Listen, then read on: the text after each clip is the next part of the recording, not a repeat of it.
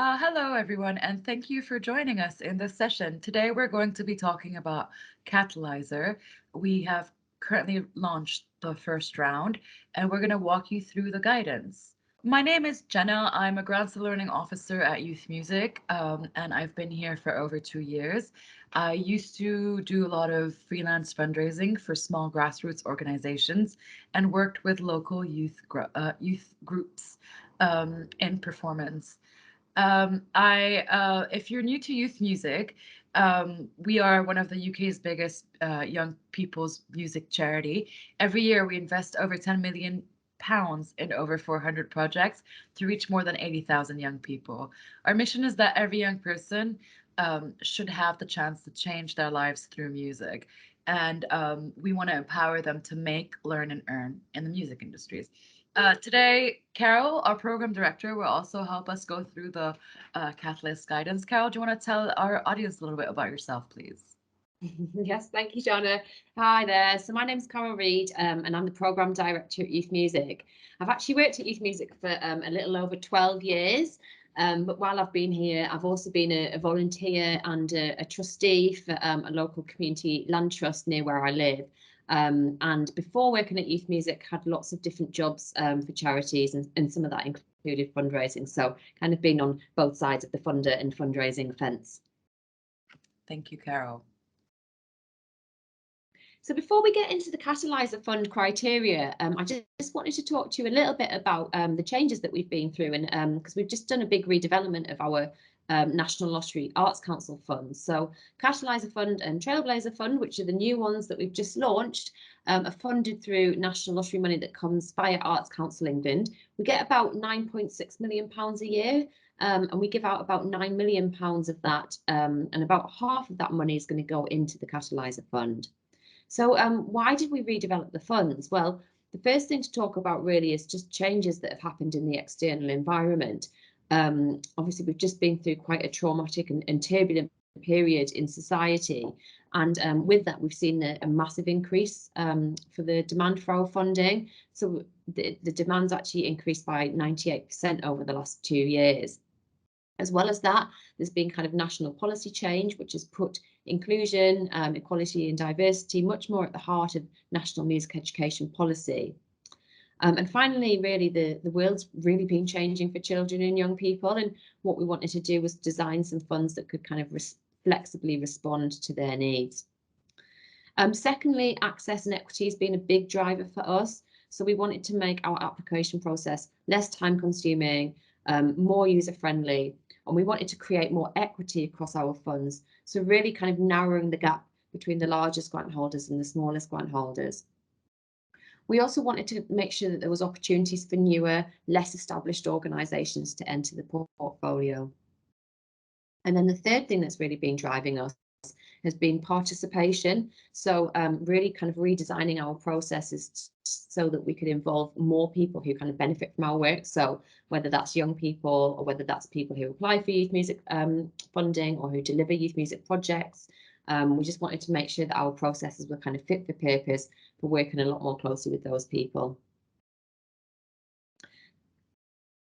The other main driver for us has been our grant making principles. So we've got 10 grant making principles that we ascribe to, and 8 of those are part of a wider set of kind of commitments that over 100 funders have made as part of the Flexible Funders Initiative.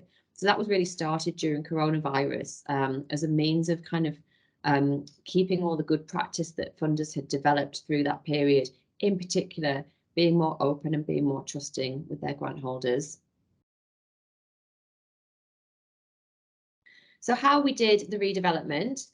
Firstly, we went through a period of kind of evaluation and reflection internally. So we looked at all the kind of data and insights that we had access to about who we were investing in, the types of organisations that we've been working with, and in particular, the concerns and the kind of pain points about the concerns and the pain points from our grant holders and our grant applicants. So we looked through a number of our stakeholder surveys from the last few years to really kind of determine what the priorities would be. The second phase was around co-design. So we worked with probably getting on for about 100 people as part of the co-design process. including peer consultants, and by that we mean like people who we fund or people who work on youth music projects, and children and young people. So we looked right across the grant cycle from the initial kind of thinking of applying to youth music through to the applicant guidance, the application forms, the budget criteria, decision making, and then also kind of what happens at the other end. So if you've got a grant, how we kind of work with you and what our induction processes are. And from that, we've kind of redeveloped a lot of different things across the whole grant cycle. And then we got an opportunity to kind of test some of this new practice with the Recharge Fund that we've run recently. So we worked with a small number of peer consultants on that. We tried lots of different new ways of doing things, and we've taken the ones that worked and kind of embedded them in the Catalyzer Fund. So what's changed? If you've had a grant from Youth Music before, or if you've applied to us before, then I'll just run through what's changed. So funds A, B and C are no longer open to new applications. Our National Lottery funded grants are now Catalyzer Fund and Trailblazer Fund. We've simplified the applicant guidance notes and the application forms, and we've produced a greater range of support resources. We're also now involving our peer consultants and young people across the whole grant making process. And in relation to the two kind of side-by-side funds that we have, the Catalyzer Fund and the Trailblazer Fund, we thought it'd be useful just to give you a quick overview of the main criteria and what those funds are for. When we look at Catalyzer Fund, this is really for kind of more ongoing, sustained work. So it's for organisations that have got a track record already, and it's about sustaining, scaling up, or creating change. The grants have got to last for a minimum of 2 years, and the amount of money available is higher than in Trailblazer, but then again, so are the match funding requirements and also our expectations. And just to say, with Catalyzer as well, the application process is a 2-stage process. Key dates to be aware of in terms of the first couple of rounds. So the expression of interest deadline coming up on the 27th of May. You'll actually be notified about the outcome of that on the 1st of July. And then if you're invited through to the next stage, you'll have about a month to complete that application. So just a date for the diary on that one. And then you'll be notified of the outcome in October. For the second round, the expression of interest deadline is the 4th of November. So just again, if you're not successful in the first round, then you can reapply to round 2. We continue to want to support young people facing barriers to make, learn, and earn in music. What we mean by barriers is quite wide. It could be anything from economic deprivation, rural isolation, barriers to access because of circumstances, and just simply making sure that there is an equitable access to music making activities. We are also looking to fund projects that engage with the following groups, which is what we call our funding themes. And we expect you to be at least engaging with one or more of these groups in your project. So we are looking to work with organizations who work with early years, disabled, deaf, and neurodivergent young people, youth justice system, young people facing barriers, young adults, organizations, and the workforce.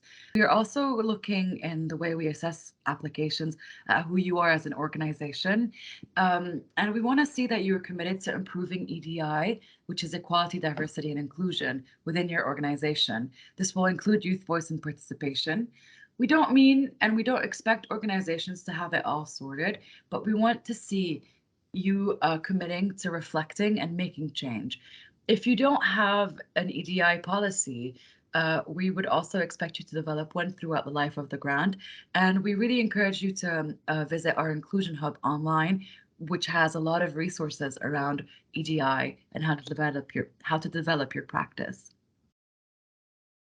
We're also keen to see that you're willing to develop your organization. What we mean by that is that you are willing to reflect and evaluate on what you do, to engage with youth music, and to be collaborative.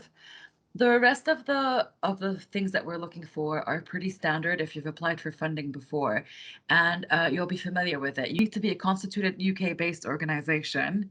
You need to apply to Catalyzer, you'd have to be constituted for at least a year on the funding round deadline. But and if you haven't been constituted for at least a year by the deadline, we would recommend that you look at our fund picker tool so that you can see what other funding is good for you. And you have to have a safeguarding policy that's active and reflected on. What we mean by active and reflected is that we don't want it to be a policy that sits in your drawer to gather dust. We want to see you regularly looking at it and embedding that safeguarding practice excuse me, and embedding safeguarding within your practice.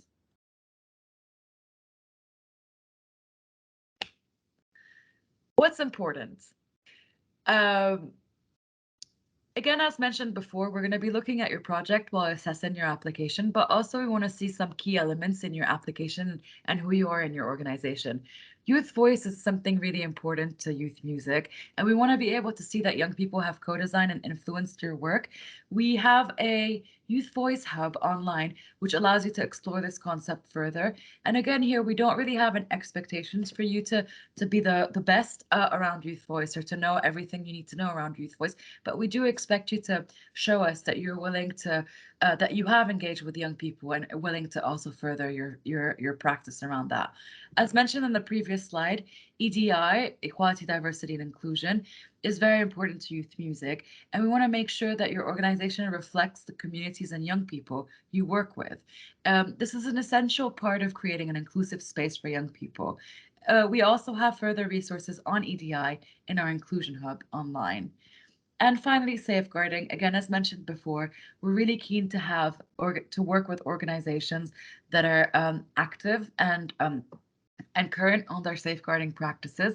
If you don't feel that you are, this is not a problem. We expect people to not we don't expect everybody to be at the same level. However, we would expect you to be working on your safeguarding within the life of the grants.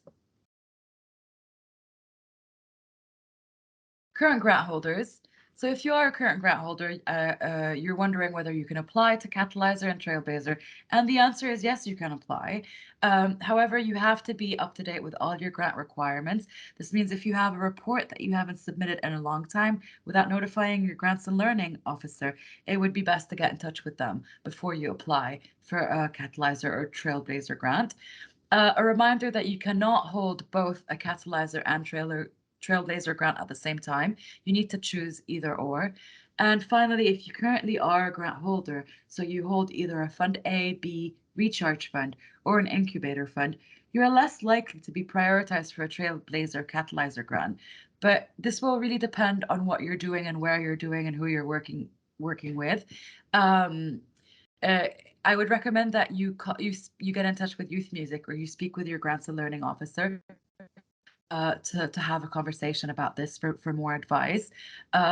We also have a page on our website where you can check what our priorities are for each round and which will help you determine whether it would be worth your time to put in an application.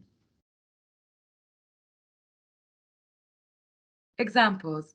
So what would a catalyzer fund look like?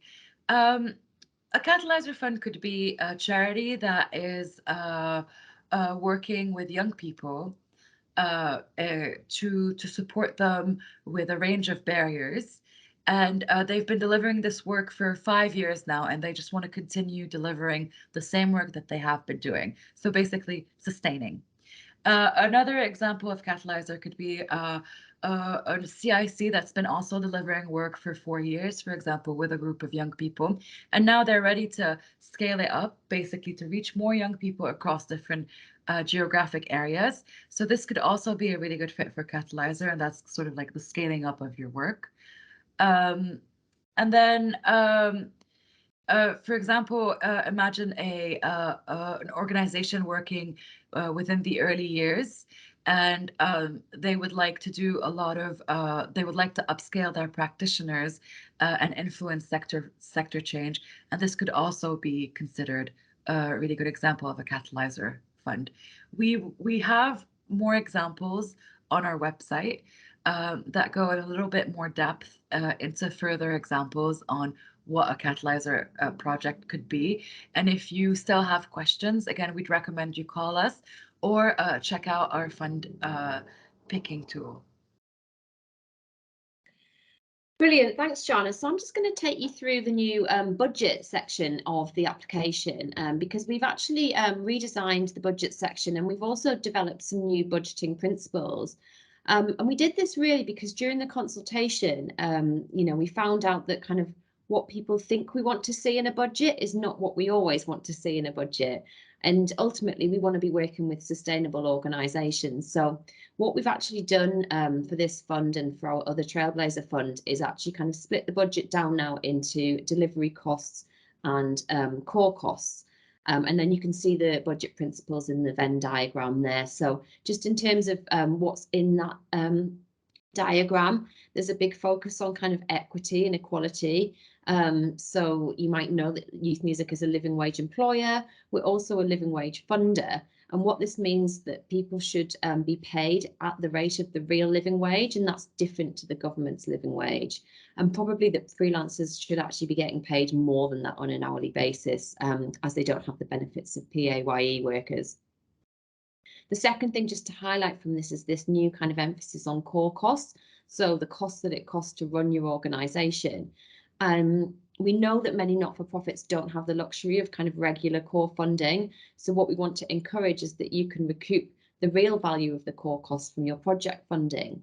This is essential if you want to be a sustainable organisation. So when you're designing your budget, you might be thinking about things like rent, IT, and kind of those ongoing core costs, but there might be some more kind of project-based core costs that you want to think about too. So, if you wanted to work with someone external to update your safeguarding policy or your equality, diversity and inclusion policies, don't forget to put those ones into and to think about them.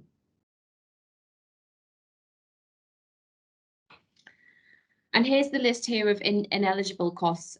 These shouldn't look too unfamiliar to you if you've made youth music applications before, or if you're applying to lots of other kind of trusts and foundations. But I guess, we don't fund land and buildings. You can have up to 20% of your budget can be for capital costs, but generally we don't fund big purchases, as well as things like statutory activities and things promoting party political or religious beliefs. And then when it comes to request amounts, there's some slightly different criteria attached to depending on how much you're applying for. So we just wanted to highlight that on this slide.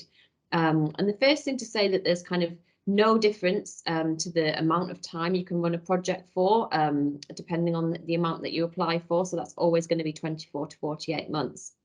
In terms of the annual funding amount, if you're applying for over £200,000, then the maximum amount you can apply for per year is £100,000. And then when it comes to when it comes to match funding, there's slightly different amounts too. So if you're applying for £30,001 to £100,000, you need 20% match funding overall, and you'll need 10% cash. So let's say you're applying for a grant of £50,000. You would need £5,000 in cash match funding and £5,000 of in-kind match funding. £10,000 in total. So how much to apply for? Oh, the big question. Well, really, that's your call, and that's going to depend on the type of program that you want to run and the kind of scope and the scale of it. A couple of things to highlight from our side. When you come in at the expression of interest stage, when we invite you to apply for a grant, if we invite you to come back for a full application, we might invite you to come back for a little bit less. We don't have benchmarks for Catalyzer Fund because this is the first time we've run it, but in terms of what we've done before with our Fund B, the average grant size tended to be around £100,000, and we didn't make many grants in excess of £200,000. And just in terms of the success rate, that was about 1 in 5 applications for the last round. So we do expect Catalyzer Fund to be slightly more competitive than Trailblazer Fund. So there's a 2-stage application process. Just main point to highlight is that both the expression of interest form and the main application form can be downloaded from our website. So you can have a look now about what will be involved through the whole process. The expression of interest form is pretty short. We ask for some basic information about your organisation and the programme delivery. And we try to make this as kind of tick boxy as possible. And then when it comes to your proposal, there's 3 main questions. So firstly, about how you're going to co-design work with children and young people. Secondly, to give us an overview of your programme. And thirdly, to tell us why you're best placed to deliver. And when we're looking at your track record, we'll ask for a couple of pieces of existing content to help us kind of demonstrate, to help you demonstrate, sorry, your track record and kind of who you are as an organisation. So this could be any kind of content. It might be an evaluation that you've done. It might be a video that you've done. It might be some music that young people have produced on your programme. So just a couple of pieces really to give us a flavour of what you've done in the past. We ask you to list your partners too, but we don't require letters at this stage. And when it comes to your budget, it's just it's more of a kind of overall figure at this stage. We're not asking for a detailed breakdown. And then when it comes to the second stage application, we do ask for more detail at this stage. So what will happen is that you'll get your answers from the first stage kind of presented back to you, but you can edit them and we'll ask for a bit more detail and you'll get more word count to give us that detail. We might also ask you for some feedback from the first stage application form. We'll ask you some additional questions around safeguarding, equality, diversity and inclusion practices. You'll have a chance to set outcomes and tell us about how you're going to reflect and evaluate your programme. We'll ask for a more detailed budget, a timeline, and we'll also ask for actual letters or emails of support from your key partners. So you just need to bear this in mind in terms of your planning.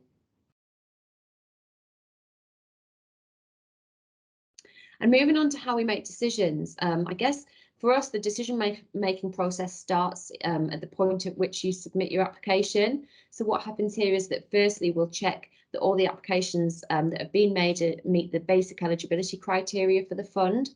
If they do, they will then get assessed against a set Catalyzer Fund assessment framework, and we use a range of external freelance assessors for this role, who are based across different parts of the country and have a range of kind of backgrounds and experiences kind of relevant to this work.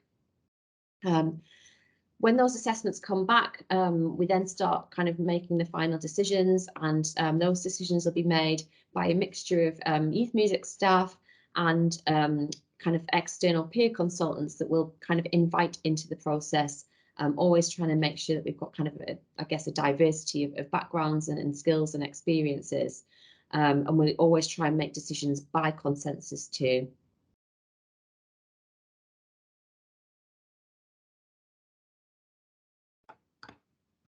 What support is available? So we have an access fund to support people that identify as disabled to cover additional access costs that might be required for you to make an application. You can find the information on our website, and you can also email us at grants. You're also very welcome to email the grants team with any questions or to schedule a call. I really want to emphasize that we are a friendly team and that's what we're here to do. So don't be shy in calling or emailing us. We're here to help you. You can visit the Youth Music website. We've got a lot of links with further resources, such as our Inclusion Hub, the Youth Voice Hub, guidance on evaluation, support with your finance and budget, a safeguarding hub, the Youth Music Quality Framework. So all of these are resources that you can find on our website, and they're designed to support you with your application, and also your practice.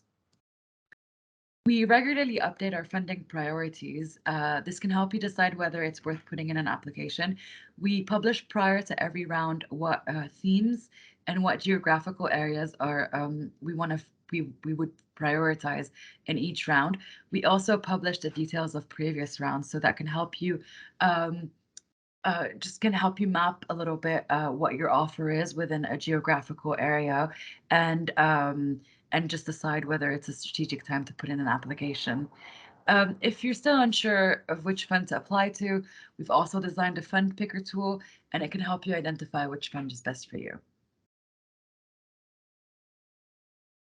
What to do next? So please save the expression of interest deadline in your calendar. It's for the 27th of May at 5 p.m. Remember that the second stage is between the 1st of July to the 29th of July. So if you are successful, you will be notified around the 1st, and you'll have up until the 29th of July to submit your second stage application. You can always email us for support, and you can also go online for further resources and guidance. Thank you. Thank you so much for your time, and we hope this has been useful. Thank you. We look forward to reading your applications.